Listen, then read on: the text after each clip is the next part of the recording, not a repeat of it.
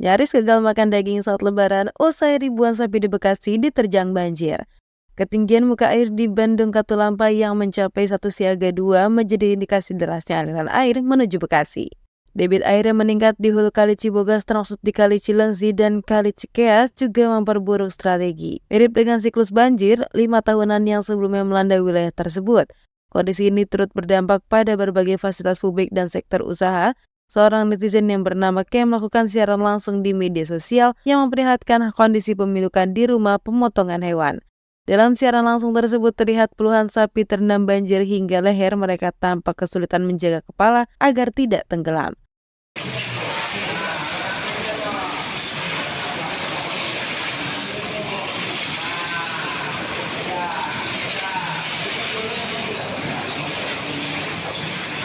Banjir yang terjadi kali ini disebabkan oleh curah hujan tinggi yang mengguyur kawasan hulu selama berjam-jam tanpa henti. Air yang meluap dengan cepat mengenangi permukiman warga dan fasilitas umum.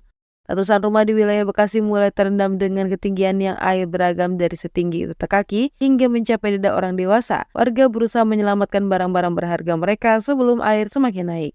Pemerintah daerah segera mengerahkan petugas untuk mengevakuasi warga yang terdampak. Perahu karet mulai dioperasikan guna membantu warga, terutama lansia, ibu hamil, dan buah hati kecil yang rentan dalam kondisi darurat ini. Di beberapa titik, listrik terpaksa dipadamkan dengan menghindari resiko korsleting yang dapat membahayakan warga. Keadaan gelap gulita dan menambah suasana mencekam di wilayah yang terdampak banjir. Warga yang terdampak mulai mengungsi ke lokasi yang lebih tinggi, termasuk ke balai warga dan sekolah yang dijadikan sebagai tempat untuk penampungan sementara. Mereka berharap air segera surut dan bisa kembali ke rumah masing-masing. Di posko pengungsian, petugas kesehatan mulai memberikan pelayanan kepada warga yang mengalami kelelahan, hipotermia, serta penyakit kulit akibat terlalu lama terendam air. Bantuan logistik mulai berdatangan dari berbagai pihak, termasuk pemerintah, organisasi sosial, dan relawan. Makanan siap saji, air bersih, dan serta selimut dibagikan kepada para pengungsi yang membutuhkan. Air yang berdampak pada aktivitas ekonomi, banyak pedagang kehilangan perdagangan mereka akibat toko yang terendam. Beberapa tempat usaha terpaksa tutup hingga kondisi kembali normal. Jalan-jalan utama di Bekasi yang lumpuh akibat genangan yang cukup dalam, sejumlah kendaraan terjebak dan mengalami kerusakan, menyebabkan kemacetan panjang di beberapa ruas jalan.